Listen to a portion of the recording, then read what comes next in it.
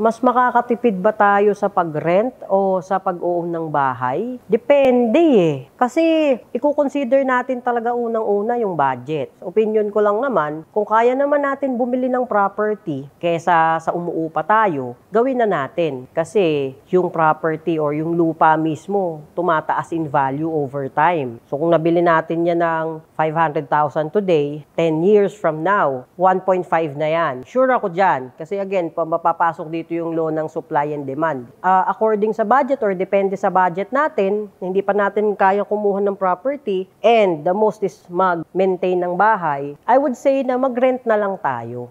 That way is magagamit mo pa yung pera mo, mapapaikot mo pa sa negosyo, and at the same time, magagamit mo pa rin. Kasi importante, magkaroon tayo ng shelter eh. Kasi ito din ang kinamulatan ko na opinion eh. Mas maigi pa na may sarili kang bahay kaysa nangungupahan ka. So again, I would say, depende pa din.